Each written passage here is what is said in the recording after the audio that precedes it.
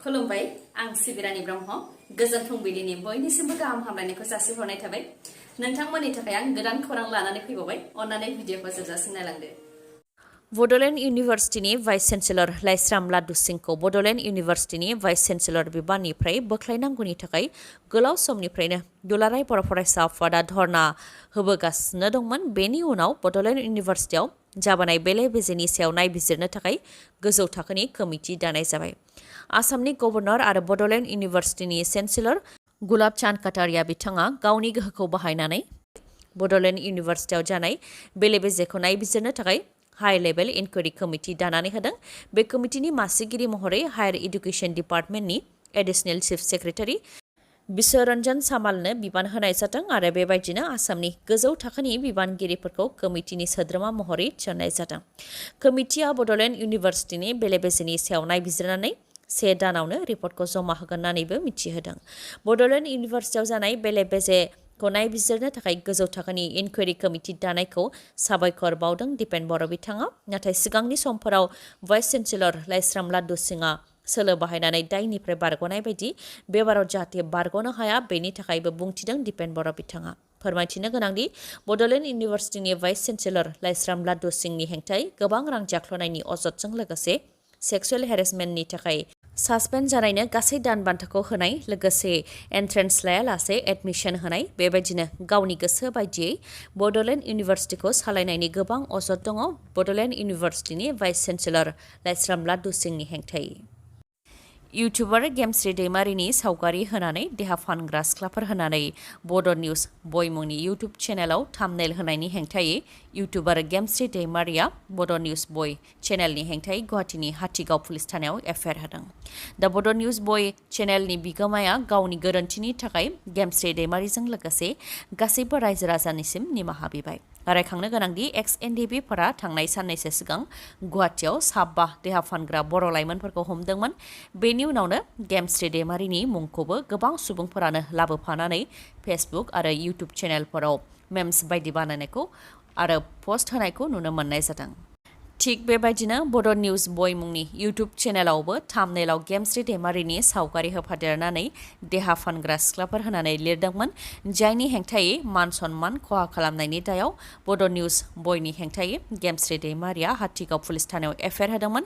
FIR होनायनि उनावनो बड' निउस बय चेनेलनि बिगोमाया गावनि गोरोन्थिनि थाखाय निमाहा बिबाय। NLFBनि गाहाय एम बाथाखौ पुलिसा हमदों होननानै मिथिनो मोननाय जादों। एम बाथा बिथांखौ उदालगुरि पुलिसा हमदों होननानै खौरां बिजोङाव गोसारदों। उदालगुरि पुलिसा क'क्राझारनिफ्राय एम बाथा बिथांखौ हमदों होननानै मिथिनो मोननाय जादों। रां खांनायनि अजद होनानै बिथांखौ हमदों होननानै खौरां बिजोङाव गोसारदों। नाथाय एम बाथा बिथांखौ हमनायनि सायाव रावबो पुलिसा दासिमबो खुगा बेखेवाखै आरो NLFB आफादनिफ्रायबो दासिमबो रावबो जेबो बुंफैयाखै। बर' बिजोंनि गुदि फरायसालिफोरनि थाखाय दुखुनि खौरां चिरां जिल्लायाव गोबां गुदि फरायसालिफ्रा बन्द जानायनि लामायाव। गुबैयै चिरां जिल्लानि बर' बाजार आरो सिडली ब्लकनि सिङाव थानाय गोबां बर' बिजोंनि गुदि फरायसालिफ्रा बन्द जानायनि लामायाव। जायफोर गुदि फरायसालिफोराव सा 30नि खम फरायसाफोर दं बैफोर फरायसालिफोरखौ 1 किल'मिटार जानथाइनि गेजेराव थानाय गुबुन फरायसालिफोरजों सरजाबनो थाखाय थांखि लादों। बेनि सायाव नायबिजिरनो थाखाय मिशन डाइरेक्टर समग्र शिक्षा आसामनि मावख'निफ्राय डिस्ट्रिक्ट एलिमेन्टारि इडुकेशन अफिसार आरो बङाइगाव आरो सनितपुरखौ एंगारनानै गासैबो जिल्लानि डिस्ट्रिक्ट मिशन क'अर्डिनेटरनिसिम लाइजाम हरदों। सा 30नि खम फरायसा थानाय गुदि फरायसालिफोरखौ 1 किल'मिटार जानथाइनि गेजेराव थानाय गुबुन फरायसालिफोरजों सरजाबनो थाखाय GIS डाटा होनायनि सायाव बिथा खालामनानै बबे फरायसालिखौ सोरजों सरजाबनांगौ बेनि फारिलाइ बानायनाय जाबाय होननानै फोरमायथिदों आरो बे लिस्टनि सायाव जाहाथे नायबिजिरनानै रिपर्ट जमा होयो बिनि थाखायनो बिथोन हरदों। बर' बाजार आरो सिडली ब्लकनि सिङाव थानाय बर' बिजोंनि गुदि फरायसालिफोर जायफोर बन्द जानायनि लामायाव बेफोरो जाहैबाय Badulipara LP school, Nandarbari LP school, Sodomsri LP school, Naoduba LP school, 347 Galapara LP school, सानजा बाथ'पारा LP स्कुल, 2 नं Dangagaon LP school, Kheraisali LP school, पुब Kamarpara AB Gyanodaya LP school, Banduguri LP school, 142 नं रौमारि गर्ल्स LP स्कुल, 434 नं Ambari LP school, Laokhriguri LP school, 2 नं Kharaisali LP school, Jengrengpara LP school 887 नं पुब देवतारि LP school 73 नं मालिपारा LP school 441 नं बेंटल खुमगुरि एलपि स्कुल 275 नं गेन्दरगाव एलपि स्कुल 254 नं घरामारा एलपि स्कुल मध्य सामथाइबारि एलपि स्कुल 1167 नं Dhupguri LP school Thasbari LP school Aojarguri LP school Hekhaipara LP school Jamphaiguri LP school बेफोरनि अनगायैबो गोबां बर' बिजोंनि गुदि फरायसालिफोरा बन्द जानायनि लामायाव मेगन हायि एबा मेगननि बेराम एबा कनजांटिभिटिस जानायनि थाखाय फरायसालिफोरखौ 1 सप्ताहसिम बन्द खालामनो थांखि लादों। मेगनाव जानाय बेराम अदेबानि मेगन हायि बेरामा गोबां गोख्रैथिजों फरायसाफोरनाव गोसारनायखौ बन्द खालामनो थाखाय अरुणाचल प्रदेशनि माखासे जिल्लाफोराव 1 सप्ताहसिम फरायसालिफोरखौ बन्द खालामनो थांखि लादों। रिपर्टनि बायदिब्ला अरुणाचल प्रदेशनि सानजा सियां लवार दिबां भेलि नामसाइ आरो लंडिं जिल्लाफोराव गोबां गोसारदों। गोबां जौ सुबुंफोरनावनो मेगन हायि बेरामा जादों। सावस्रि बिफाना आनजाद नायनायनि बायदिब्ला फरायसाफोरनि गेजेराव बांसिनै बे बेरामा गोसारदों जायनि थाखाय बे गोसारनायखौ बन्द खालामनो थाखायनो सोरखारि आरो सोरखारि नङै गासैबो फरायसालिफोरखौ 1 सप्ताहसिम बन्द खालामनो थाखाय सोरखारा थांखि लादों।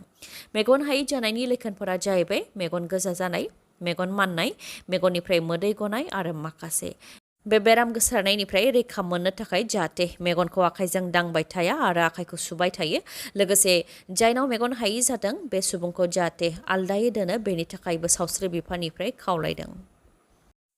हादराव खनले रेलगारिनि जाब्रबथाय जादों। माब्लाबा उरिष्या, माब्लाबा सोनाब बंग, माब्लाबा आसाम आरो बे खेबाव छत्तीसगढ़आव रेल जाब्रबथाय जादों। गासै गं 8 दाब्बाया रेल लामा बारनानै बायजोआव गोग्लैहैदों। रेलगारिया माल रोगाग्रा जानायनि थाखाय रावबो सुबुंनि जिउ खहा जायाखै एबा जोखोम जायाखै नाथाय रेल दाब्बाया रेल लामा बारनानै गुबुनाव गोग्लैहैनायनि थाखाय गुबुन पेसेन्जार रेलगारिफोरा जेंना मोननो गोनां जादों। जेरै गुबुन लामाजों खारनो गोनां जादों आरो माखासेया केन्सेल जानो गोनां जादों। छत्तीसगढ़नि जांजगिर चाम्पा जिल्लानि आकालतारा रेलवे स्टेशननि हावड़ा मुम्बाइ रुटआव जादों बे रेलगारि जाब्रबथाया। आसाम पुलिसनि DIG विवेक राज सिंहनि मबाइल सेखग्रा सिखावखौ पुलिसआ हमनो हाबाय। रायखांनो गोनांदि फुंनि समाव उलुबारि ओनसोलाव DIG IPS विवेक राज सिंहआ बेरायबाय थानाय समाव सिखावआ बिथांनि मबाइलखौ सेखनानै लानानै खारदोंमोन। जाथाया सानथामसो बारलांदोंब्लाबो सिखावखौ पुलिसआ हमनो हायाखैमोन। दा कामरुपनि नगरबेरायाव सन्देह खालामनानै जावेद आली मुंनि सिखावखौ हमदों जेराव पुलिसनि गोख्रों सेबनायाव DIG IPS विवेक राज सिंहनि मबाइल खावनायखौ सिमान लादों सिखावआ। रायजोआव सिखावनि उदखारा बांनायनि थाखायनो सरासनस्रा रायजो राजाफोरजों लोगोसे पुलिसफोराबो रैखाथि गैया जादों। सरासनस्रा सुबुंफोरनि अनगायैबो पुलिस प्रशासननि न'आवबो सिखाव हाबनाय, पुलिसनि आखाइनिफ्रायनो मबाइल सेखनाय जाथायफोरा बे जोंनि रायजोआव जानो मोन्दों। जेन सिखावफोरा पुलिसखौ जंखायदोंसो नाथाय पुलिस प्रशासना दि सुबुंफोरखौ सिखावनिफ्राय रैखाथि होनायाव फेलें जादों बेयो थारलायै नुजाथिदों। दिनैनि खौराङा एसेनोसै। गाबोन आरो गोदान खौरांजों लोगो मोनफिनबावगोन। नोंथाङा दासिमबो आंनि चेनेलखौ साबस्क्राइब खालामाखैबा अन्नानै साबस्क्राइब खालामदो लोगोसे लाइक, कमेन्ट आरो शेयार खालामनो दाबाव। गोजोन्थों।